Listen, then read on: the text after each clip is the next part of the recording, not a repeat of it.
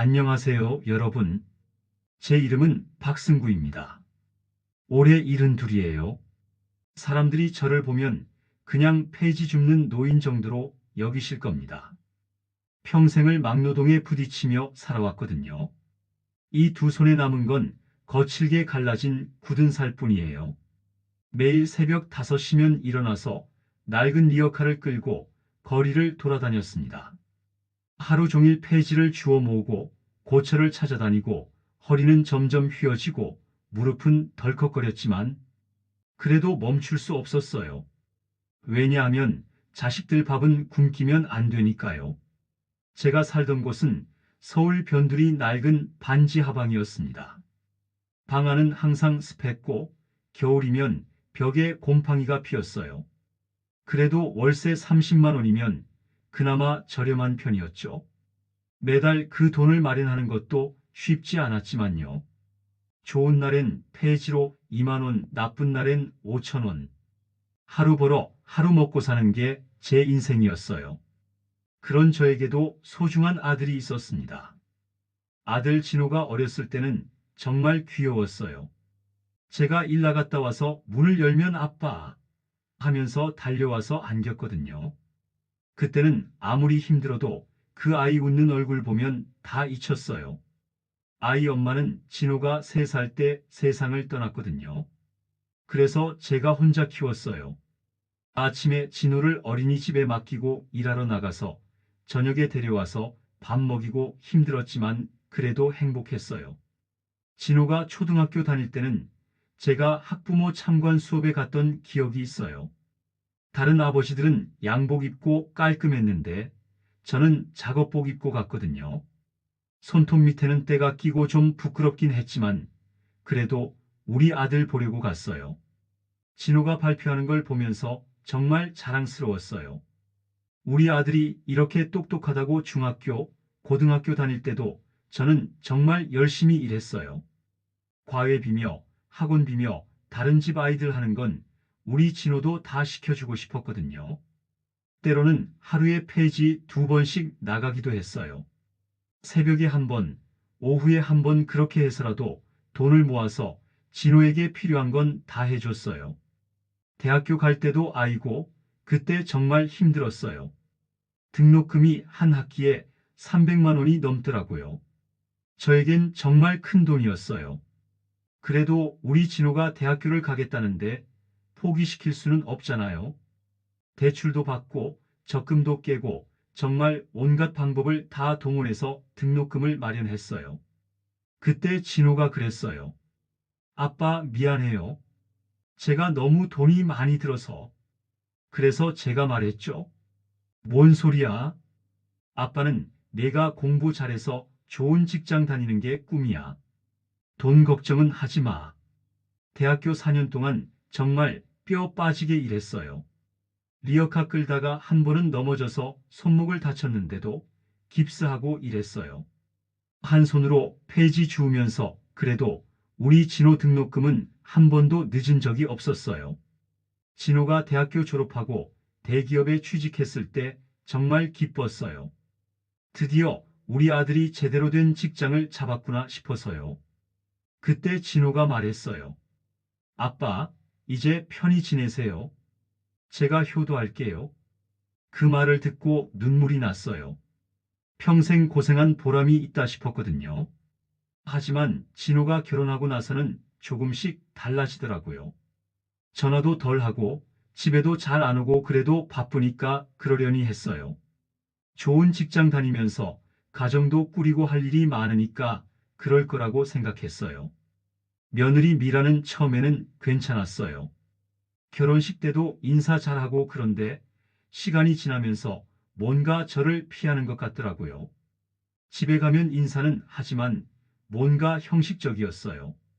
진호 집에 놀러 가면 미라가 방에 들어가 버리고 그래도 뭐 며느리가 시아버지 부담스러워하는 건 당연하다고 생각했어요. 그러다가 어느 날부터는 진호 집에 가는 것도 눈치가 보이더라고요. 미라가 진호한테 뭔가 말하는 걸 들었거든요. 여보, 아버님이 너무 자주 오시는 것 같아. 우리 신혼인데 그런 말이었어요. 그래서 그 이후로는 웬만하면 가지 않으려고 했어요. 명절 때만 가거나 정말 중요한 일이 있을 때만 그렇게 지냈어요. 진호도 바쁘다는 핑계로 연락이 뜸해지고 가끔 안부 전화를 걸어도 바빠서 나중에 다시 걸겠다고 하고는 잊어버리더라고요. 그렇게 몇 년이 지나고 제 몸이 예전 같지 않다는 걸 느끼기 시작했어요. 아침에 일어날 때 허리가 아프고 폐지를 주우려고 허리를 굽힐 때마다 아팠어요.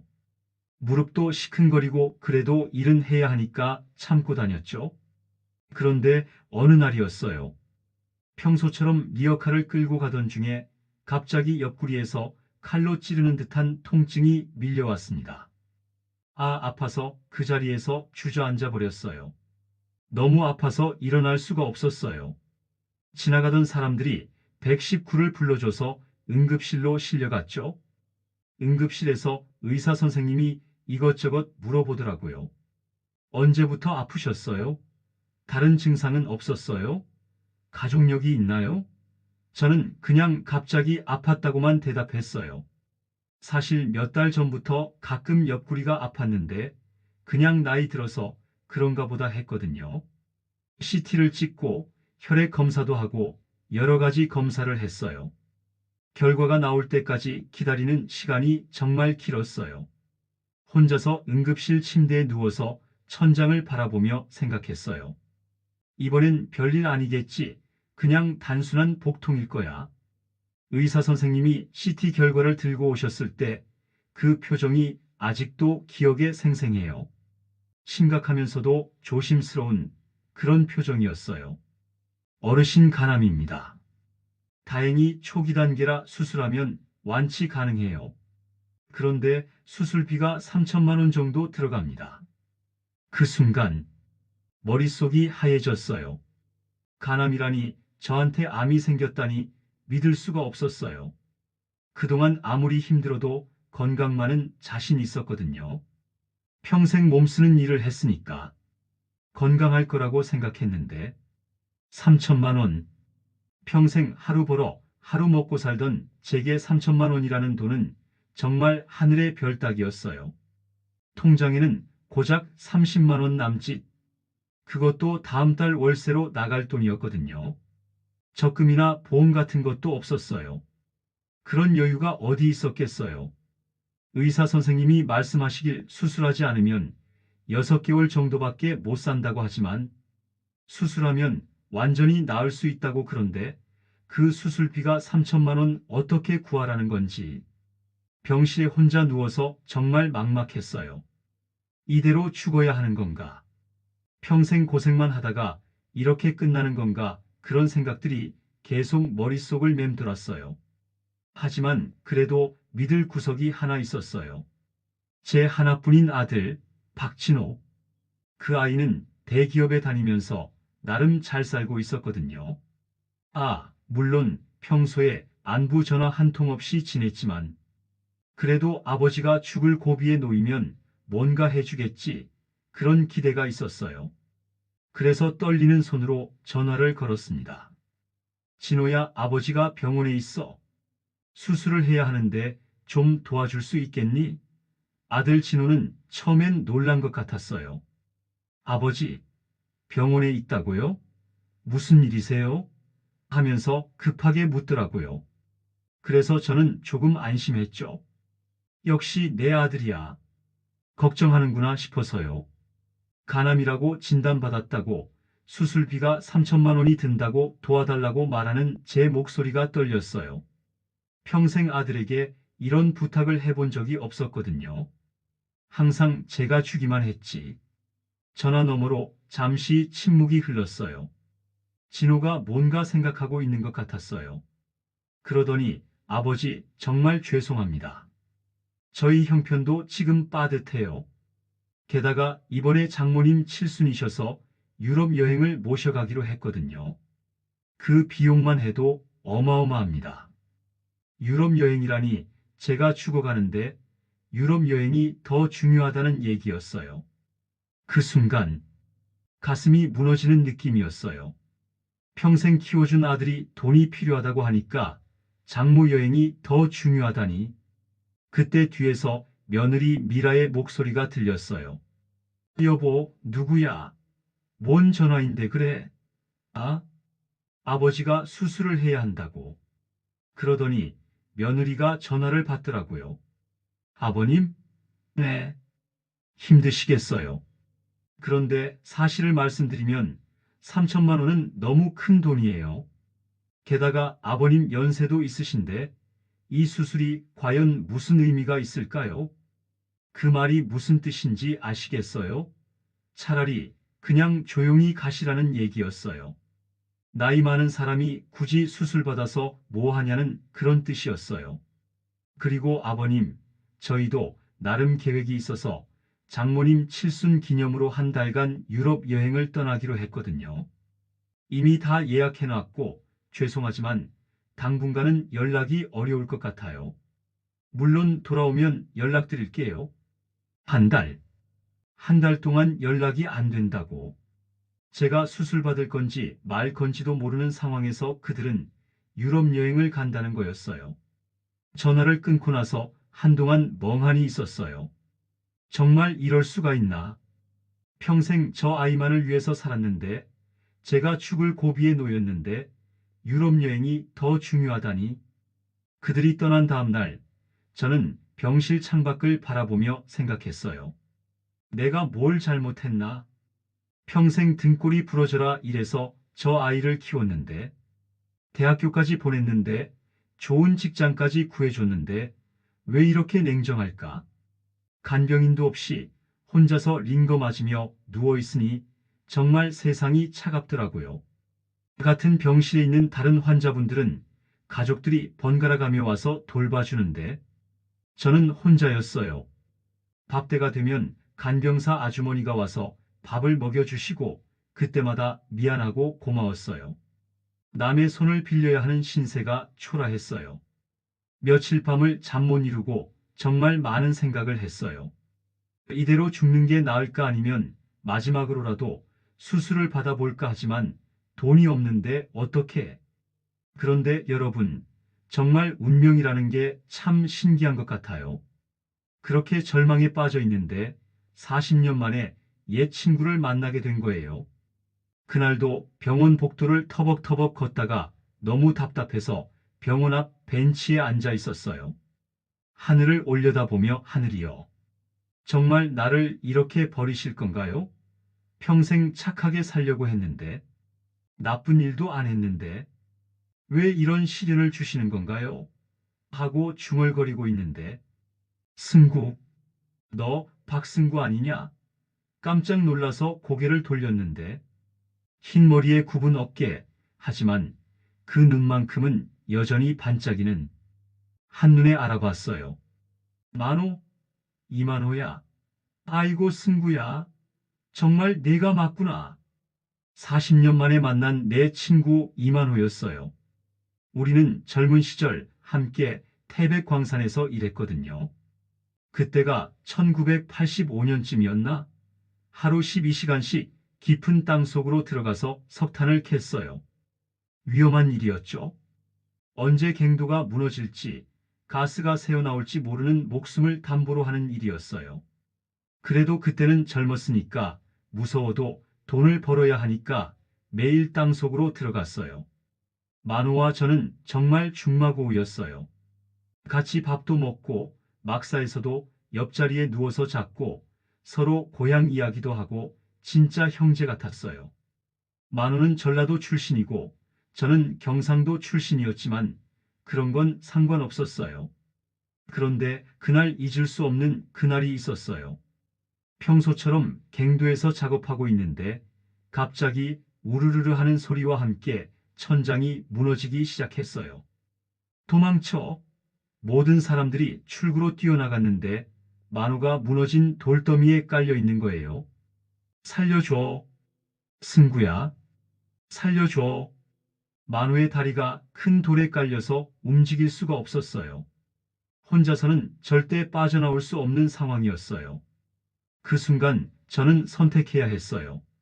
나도 도망갈 것인가 아니면 마누를 구할 것인가. 갱도는 계속 무너지고 있었고 가스 냄새도 나기 시작했어요. 조금만 더 있으면 저도 위험한 상황이었어요. 하지만 마누를 버리고 갈 수는 없었어요. 함께 일하던 동료를, 친구를 혼자 죽게 둘 수는.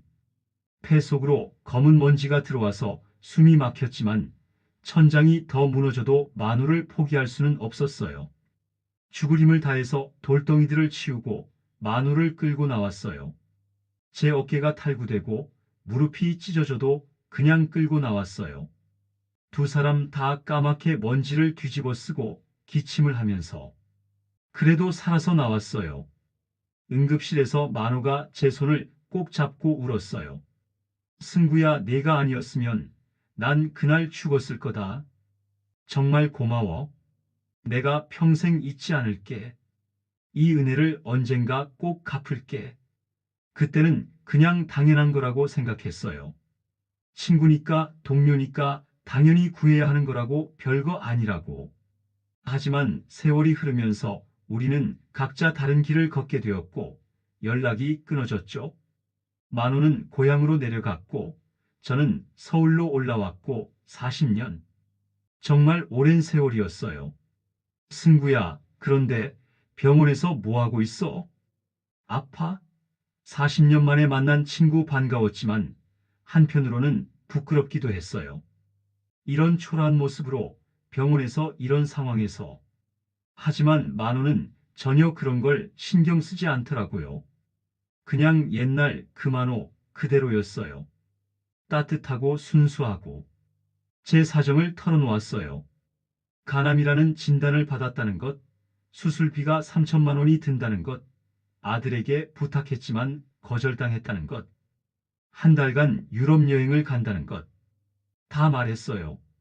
만호는 제 이야기를 끝까지 다 들어줬어요. 중간에 끼어들지도 않고 그냥 조용히 듣고 있더라고요. 가끔 고개를 끄덕이면서.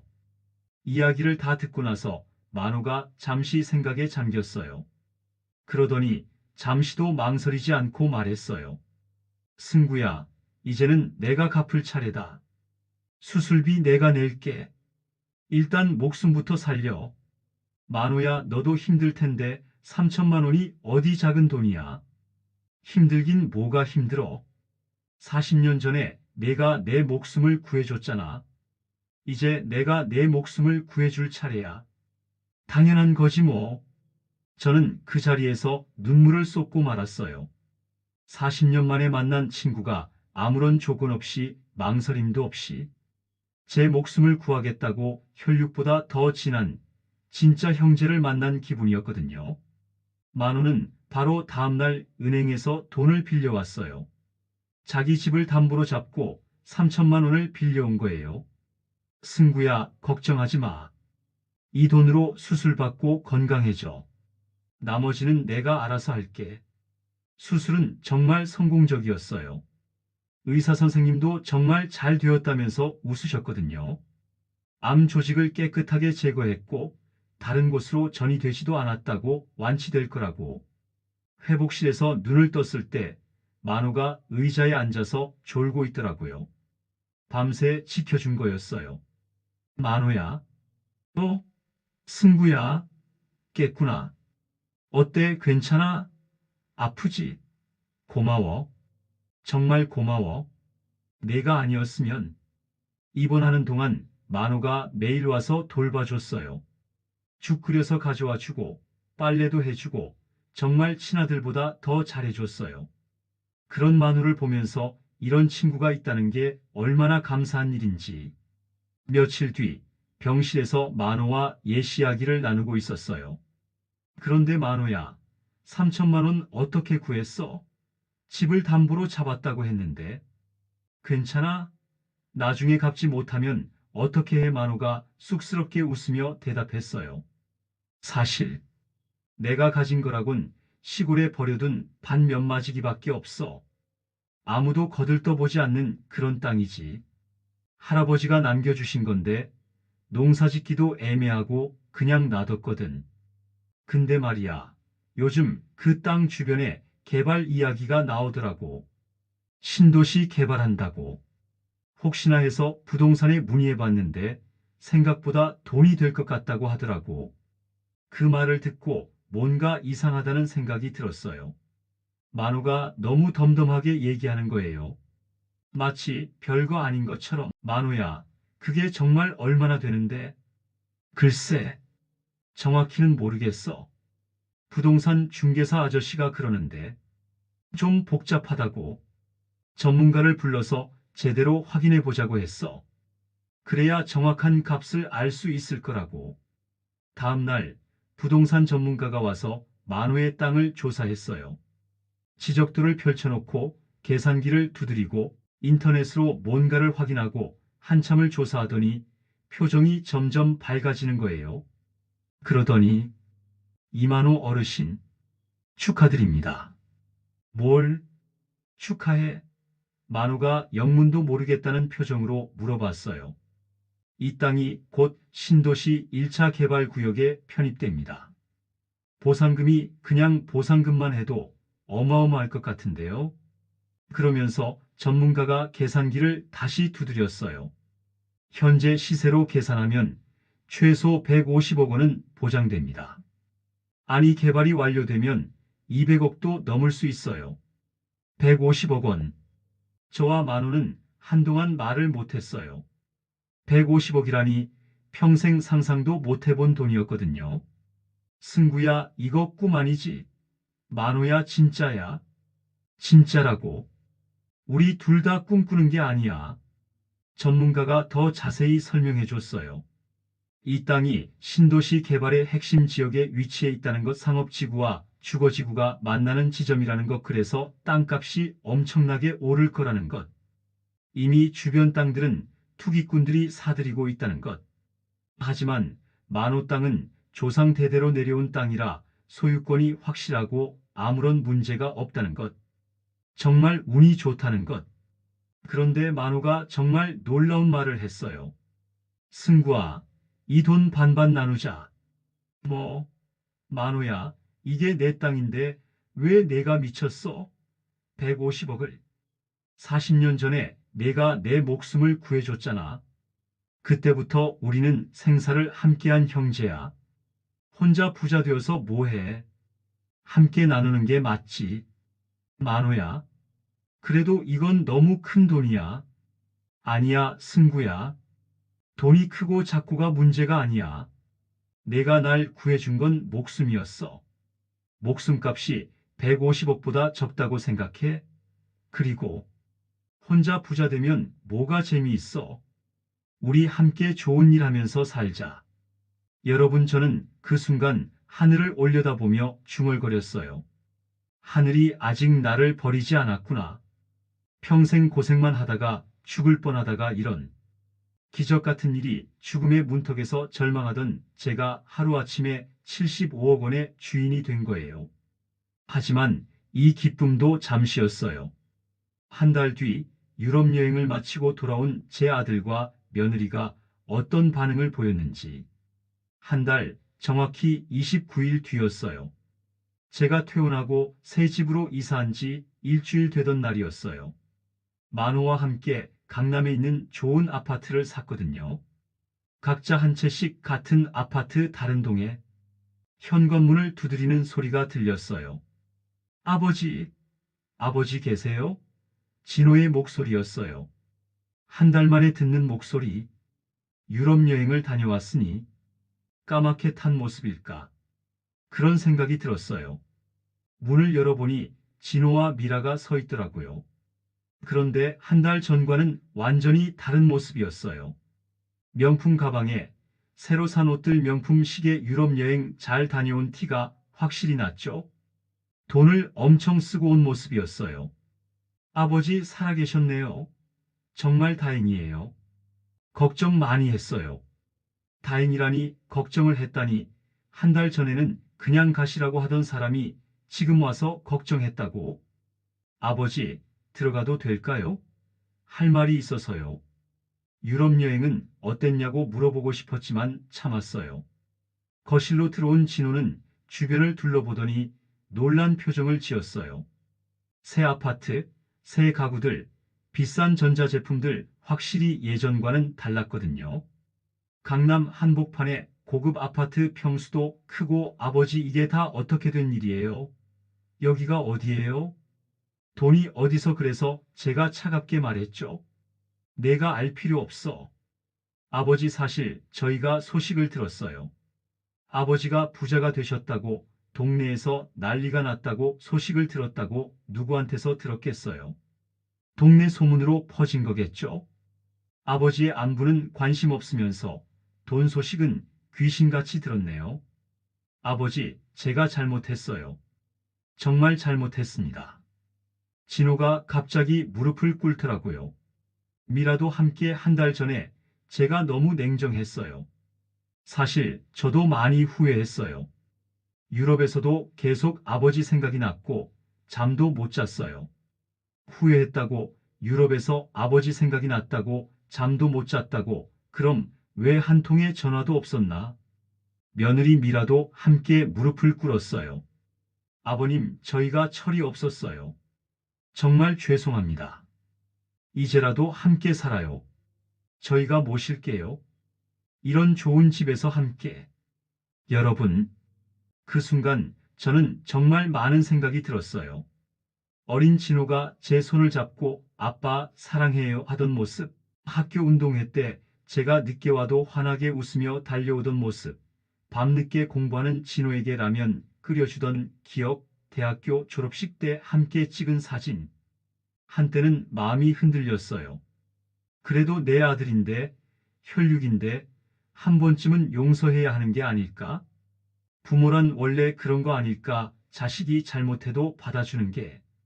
하지만, 진호야, 내 아버지, 한 가지만 묻겠다. 내가 유럽 여행 갈 때 아버지가 어떤 상황이었는지 기억하나? 그건 아버지는 병원에서 죽어가고 있었어. 그런데 넌 뭘 했지? 6개월밖에 못 산다는 진단을 받은 아버지를 혼자 병원에 두고 어디 갔지? 장모 칠순이 더 중요해서 유럽 여행을 갔지. 한 달 동안 단 한 통의 전화도 없었어. 아버지가 죽었는지 살았는지 수술을 받았는지도 궁금하지 않았나? 아버지, 그때는 아버지가 가난했으니까 그랬던 거 아니야? 지금은 아버지한테 돈이 있으니까 달려온 거고. 진호는 아무 말도 못했어요. 사실이니까요. 변명할 수도 없었겠죠? 진호야, 내가 챙긴 건 아버지가 아니라 장모였어. 아버지가 죽어가던 그날, 넌 여행 가방을 싸고 있었지. 아버지보다 장모가 더 소중했던 거야. 그게 내 진심이었어. 아버지, 그런 게 아니에요. 정말 아니야. 진호야, 내 마음 다 안다. 아버지가 가난할 때는 폐지나 줍는 더러운 늙은이였어. 부끄러운 존재였고 숨기고 싶은 가족이었지. 그런데 갑자기 돈이 생기니까 이제 와서 아버지라고 부르는 거야. 미라도 울먹이며 말했어요. 아버님, 정말 죄송해요. 저도 잘못 생각했어요. 이제는 진짜로 모실게요. 미라야, 너도 마찬가지야. 한 달 전에 나이 많은 사람이 수술 받아서 뭐 하냐고 그런 말 한 거 기억하지? 그때는 시아버지 죽으면 좋겠다고 생각했던 거 아니야? 다시는 내 앞에 나타나지 마라. 나한테는 이제 아들이 없어. 아버지, 제발 한 번만 용서해 주세요. 나가라 나가. 더 이상 보고 싶지 않아. 진호와 미라가 나간 뒤 저는 한동안 소파에 앉아 있었어요. 아픈가요? 네, 아파요. 그래도 제 아들인데 제가 낳아서 키운 하지만 더 이상 속을 수는 없었어요. 돈 때문에 변한 마음, 그런 마음을 다시 믿을 수는 제 곁에 남은 건 오직 은혜를 잊지 않은 친구 이만호뿐이었습니다. 그 뒤로도 진호는 몇 번 더 찾아왔어요. 전화도 하고 문자도 보내고 하지만 저는 받지 않았어요. 한 번 마음을 정하니까 흔들리지 않더라고요. 아무리 사과해도 아무리 용서를 빌어도 그때 그 차가운 말들이 계속 귀에 맴돌았어요. 여러분, 지금 저는 만호와 함께 작은 카페를 운영하고 있어요. 승구만호 카페, 우리 이름을 따서 만든 카페예요. 강남에 있는 아파트는 임대를 주고 조용한 동네에 작은 카페를 열었어요. 매일 아침 7시에 문을 열고 동네 어르신들과 차 한 잔씩 마시면서 이야기를 나눠요. 돈을 많이 벌려고 하는 건 아니에요. 그냥 사람들과 소통하며 살고 싶어서요. 외로운 어르신들이 와서 이야기할 수 있는 그런 따뜻한 공간을 만들고 싶었어요. 카페에서 일하는 게 정말 즐거워요. 손님들이 맛있다고 하실 때, 고맙다고 하실 때, 또 오겠다고 하실 때, 그런 순간들이 돈보다 훨씬 소중하더라고요. 만호와 함께 아침에 빵을 구워서 내놓고 직접 원두를 갈아서 커피를 내리고 손님들과 이야기를 나누고 평범하지만 정말 행복한 일상이에요. 가끔 진호가 카페 앞을 지나가는 걸 봐요. 멀리서 서성거리다가 들어올까 말까 망설이다가 그냥 가더라고요. 처음에는 마음이 아팠어요. 그래도 제 아들인데 하고. 하지만 이제는 담담해졌어요. 그 아이가 선택한 길이니까 저도 제 길을 가는 거죠. 아픈가요? 네. 여전히 아파요. 그래도 제 아들인데 하지만 다시 받아줄 생각은 없어요. 한번 배신한 마음은, 돈 때문에 변한 마음은 다시 믿을 수 없거든요. 대신 만호와는 정말 행복하게 살고 있어요. 승구야, 오늘 손님 많이 왔다. 그 할머니가 또 오셨더라. 우리 커피가 맛있다고. 만호야, 우리 내일은 뭐 해 먹을까? 새로운 빵도 만들어 보자. 이런 소소한 대화들이 정말 소중해요. 저녁에는 함께 산책도 하고 옛날 이야기도 하고 가끔은 다른 어르신들과 화투도 치고 그런 평범한 일상이 이렇게 소중한 줄 몰랐어요. 만호가 가끔 말해요. 승구야, 우리 참 복받았다. 이 나이에 이런 친구가 있다는 게 얼마나 고마운 일이야. 정말 그래요. 혈육이 멀어져도 진짜 가족 같은 친구가 있다는 게 얼마나 큰 위로인지 여러분에게 한 가지 말씀드리고 싶어요. 사람의 마음은 돈 앞에서 가장 적나라하게 드러납니다. 가난할 때 외면하던 사람이 부자가 되었다고 갑자기 다가온다면 그건 당신을 사랑하는 게 아니라 당신의 돈을 사랑하는 거예요. 반대로 당신이 가장 힘들 때 손을 내밀어 주는 사람이 있다면 그 사람이 진짜 가족이에요. 피보다 진한 건 때로는 은혜라는 걸 저는 72에 깨달았습니다. 어떤 사람들은 저한테 이렇게 말해요. 그래도 아들인데 한 번은 용서해 주는 게 부모는 원래 그런 거 아니냐고. 하지만 저는 그렇게 생각하지 않아요. 용서에도 선이 있어야 한다고 생각해요. 무조건적인 용서는 때로는 독이 될 수도 있어요. 제가 진호를 다시 받아준다면 진호는 뭘 배우겠어요? 아버지는 어차피 받아주는 사람이구나. 돈이 있을 때만 잘하면 되는구나. 그런 걸 배우지 않을까요? 그보다는 자신의 선택에 대해 책임을 지게 하는 게 진짜 교육이라고 생각해요. 물론 마음이 아프죠. 하지만 이게 맞다고 생각해요. 내 아들은 제 가슴 속에서 이미 오래전에 죽었어요. 한 달 전 수술비를 거절하며 유럽 여행을 떠났을 때, 그때 죽었어요. 하지만 내 곁에는 진짜 가족 같은 친구가 있어요. 그걸로 충분합니다. 요즘 젊은 분들이 카페에 와서 저희 이야기를 듣고는 감동받았다고, 진짜 우정이 뭔지 알겠다고 그런 말씀을 해주세요. 그럴 때마다 보람을 느껴요. 저희 이야기가 다른 사람들에게도 작은 교훈이 된다면 좋겠어요. 여러분도 진짜 소중한 사람이 누구인지 잘 생각해 보세요. 돈이 있을 때 다가오는 사람 말고 당신이 아무것도 없을 때도 함께 해주는 사람, 당신이 가장 힘들 때 손을 내밀어 주는 사람, 그런 사람이 진짜 가족이에요. 그리고 은혜를 잊지 마세요. 작은 도움이라도 어려울 때 받은 도움은 평생 기억해야 해요. 그게 사람다운 삶이라고 생각해요. 긴 이야기 들어주셔서 정말 고맙습니다. 저는 박승구, 72. 이제는 행복한 노인입니다.